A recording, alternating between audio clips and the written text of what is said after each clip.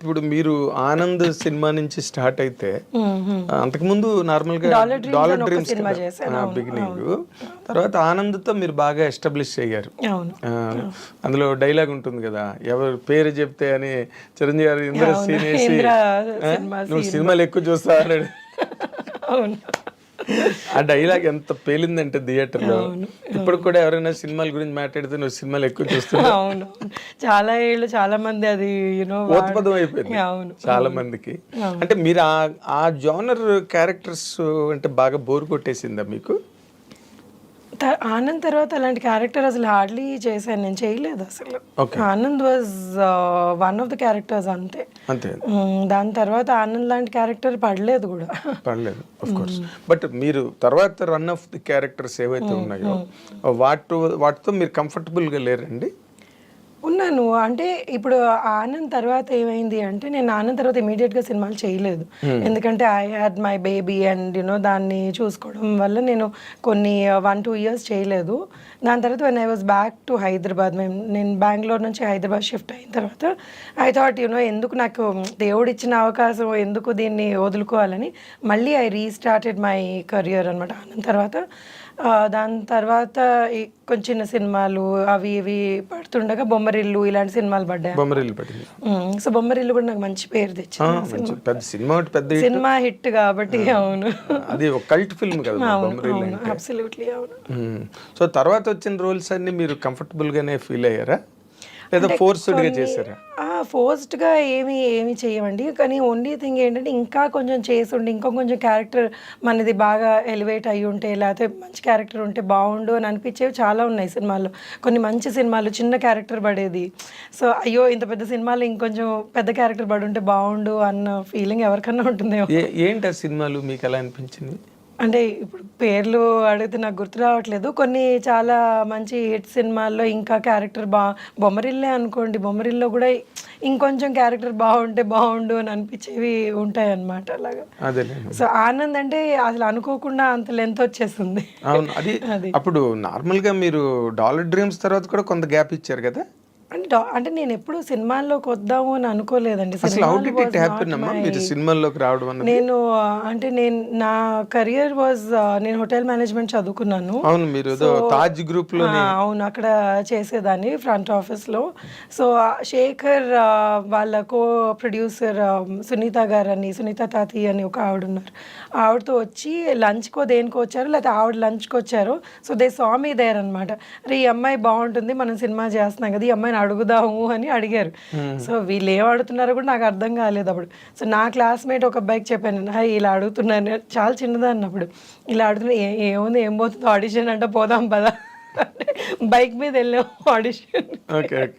So అది వాళ్ళు ఫ్లాట్లోనో ఇక్కడ చేశారు. మేము అనుకున్నాం ఏంటి ఫ్లాట్లో ఆడిషన్స్ ఏంటో, అసలు ఆడిషన్ అంటే కూడా తెలియదు. సో వెళ్తే ఏదో డైలాగులు చెప్పారు, అది ఏం చెప్పానో కూడా నాకు గుర్తులేదు ఇప్పుడు. So they said okay will work అని. సో ఆ ఎంటైర్ ఫిల్మ్ నా షిఫ్ట్ ప్రకారంగా జరిగిందనమాట. సో నేను ఈ షిఫ్ట్లో ఉన్నాను అంటే పాపం Shekhar would plan the morning shoot, లేకపోతే ఈవినింగ్ షూట్ అలాగా. సో అలా చేసుకుంటూ చేసాను, బికాస్ ఐ నెవర్ థాట్ ఇది సినిమాలు నా కెరియర్ అవుతుంది అని నేను ఎప్పుడు అనుకోలేదు. ఆ టైంలో అసలు ఊహించలేదు కూడా. సో వచ్చింది ఏదో చేసుకున్నాము అంతే, ఇంక దాని తర్వాత మర్చిపోయాను కూడా దాని గురించి. సో అంటే ఇట్ వాజ్ బికాస్ బ్యాక్గ్రౌండ్ లేదు కదా, so I didn't even know what that was. మీరు మామూలుగా మీ బ్యాక్గ్రౌండ్ ఏంటమ్మా? అంటే మా పేరెంట్స్ ఇద్దరు బ్యాంక్ అండి. సో దే యూస్ టు SBIలో పనిచేసేవాళ్ళు. అండ్ మా గ్రాండ్ పేరెంట్స్ కానివ్వండి ఏమన్నా వాళ్ళందరూ ఎంప్లాయీస్ అనమాట. ఓకే, సినిమాకి సంబంధించిన వాళ్ళు ఎవరు లేదు, అస్సలు కనెక్షనే లేదు. ఓకే, ఇక్కడ తెలంగాణలో నేను పుట్టి పెరిగింది అంతా ఇక్కడే తెలంగాణ, హైదరాబాద్. సో ఆ ఎడ్యుకేషన్ అంతా కూడా హైదరాబాద్ లోనే చదువుకో. సో మీరు హైదరాబాద్ పిల్ల అనమాట. అవును, తెలంగాణ అంటే ఆంధ్ర, పేరెంట్స్ ఆంధ్ర అయినా కానీ నేను పుట్టి పెరిగింది అంతా ఇక్కడే. ఆంధ్ర అంటే ఎక్కడమ్మా? గుంటూరు. ఓకే.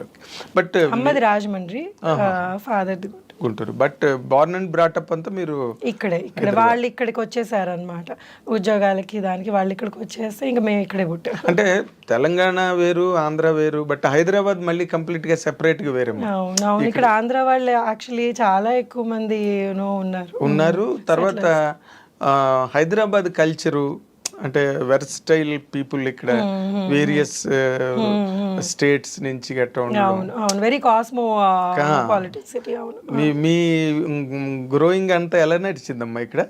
అంటే యు ఆర్ ఫాస్ట్ గర్ల్ అంటే మామూలుగా ట్రెడిషనల్ కన్వెన్షనల్ గర్ల్ మీరు? అంటే I can be both. So ఇటు you know I can understand what fast because నా ఫ్రెండ్ సర్కిల్ ఇలా కూడా ఉన్నారు.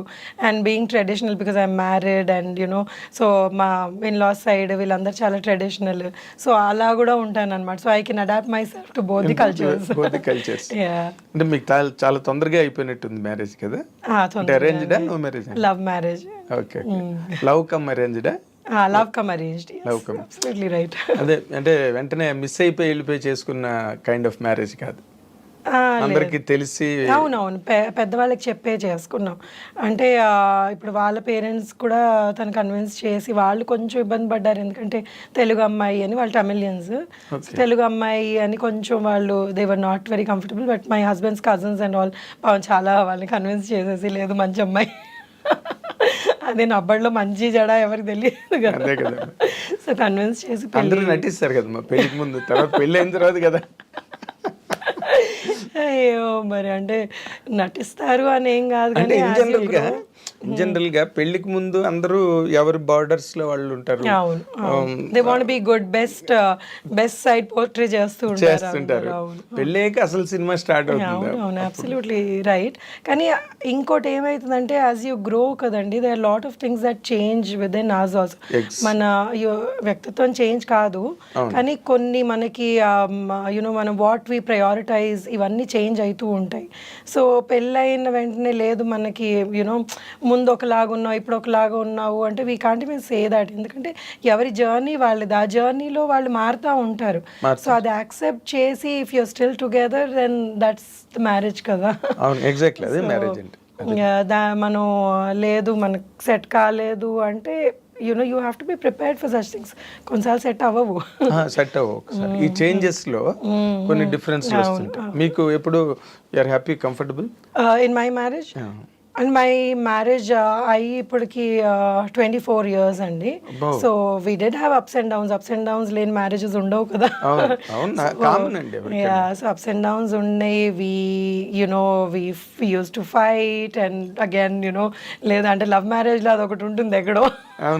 నువ్వేంటి మాట్లాడేది, సో నువ్వు ఎక్కువ అంటే నేను ఎక్కువ అన్న ఫైట్స్ చాలా ఉంటాయి. ఇప్పటికీ మా డాటర్ అంటుంది ఇప్పుడు ఇంట్లో పని వాళ్ళు కొట్టుకుంటారంటే మీరిద్దరు వారు ఆపండి అని. అంటే ఏం లేదంటే ఇట్స్ జస్ట్ దట్ డిస్కషన్ అనమాట. ఎవరు తగ్గవు బేసికలీ లేదు అని. నేను ఫైనల్గా ఆయనే తగ్గుతారు. అదే మరి. సో నేను మరీ కొన్నిసార్లు బాగా మొండికేస్తాను. But he gives up. I'm sure he gives up. Okay. అంటే మీ మ్యారేజ్ అయిన తర్వాత మీ ఇల్లాస్ గట్ట అంతా హ్యాపీగా సెట్ అయ్యారా? చాలా హ్యాపీగా అండి. వాళ్ళు నాతో పాటే ఉండేవాళ్ళు చాలా ఏళ్ళు. We all live together. It's joint family. ఇప్పుడు వాళ్ళు లేరు, పోయి కొన్ని ఏళ్ళు అవుతుంది. ఇప్పుడు మా అమ్మ నాతోటే ఉంటుంది. సో యునో దట్ ఈస్ అంటే for me that's very important. I like my family being together and you know అందరం కలిసి ఉండాలి అని. మా ఇన్లాస్ కూడా they are pretty old. So I never like them you know మీరు వాళ్ళు ఎక్కడికైనా వెళ్ళడం కొన్ని రోజులు వెనక్కి వచ్చేయండి అనేదాన్ని. So I had a very good bonding with them and you know చాలా వెరీ నైస్ పీపుల్. ఇనిషియల్గా వాళ్ళకి యూనో అంటే ఐ వాజ్ వెరీ యంగ్. 7ంటికి లేచేదాన్ని, వాళ్ళకి 5ంటికి లేవాలి. సో ఈ సాంప్రదాయాలు ఎక్కువ ఉండేటప్పటికి ఆ చిన్న చిన్న ఇవి అయ్యేవి. But later on they kind of you know సొంత కూతురు కంటే ఎక్కువగా చూసుకునేవాళ్ళు. ఇంకా దాని తర్వాత దే లైక్ యునో నేను లేదే అసలు ఆ పేరెంట్స్ లాగా అయిపోయారు నాకు. సో నేను ఎంత గొడవ చేసినా కానీ నా వైపుకే మాట్లాడేవాడు. Very nice. కాబట్టి నార్మల్గా అంటే మీరు చెప్పేది చాలా ఇంపార్టెంట్ పాయింట్ సొసైటీకి. ఎందుకంటే చాలామంది ఇవాళ రేపు గర్ల్స్ మ్యారేజ్ చేసుకున్న తర్వాత ఇల్లాస్కి దూరంగా ఉండాలనుకోవడం, లేకపోతే వాళ్ళ ప్రెజెన్స్ ని అంత బాగా like I always love being with them and they were nice and నాకు ఎన్ని నేర్పించారు వాళ్ళు how to run the family అన్నది నేను వాళ్ళ దగ్గర మా అమ్మ నేర్పించలేదు. Mummy was very carefree women. I mean మా మమ్మీకి ఏంటంటే షీఈ్ అగైన్ న్యూక్లియర్. మేము చిన్నప్పుడు పెరిగిందంతా మా పేరెంట్స్ మేమిద్దరు అక్క చెల్లెలం అనమాట. సో వీ వర్ నాట్ అంటే ఒకటి they were very well connected to their family but we had a separate family. మాది మేము సెపరేట్గా పెరిగాం అనమాట. సో మా ఫాదర్ వెళ్ళి వాళ్ళని కలవడం, లేకపోతే పెద్దనాన్నలు అత్తయ్యలు వాళ్ళని కలవడం, మా మమ్మీ వెళ్ళి వాళ్ళ సిస్టర్స్, ఇదంతా. But then they nobody lived in our house. So నాకు పెళ్ళి అయిన తర్వాత అందరం కలిసి ఉండడం అప్పుడు వచ్చింది and I really enjoyed it.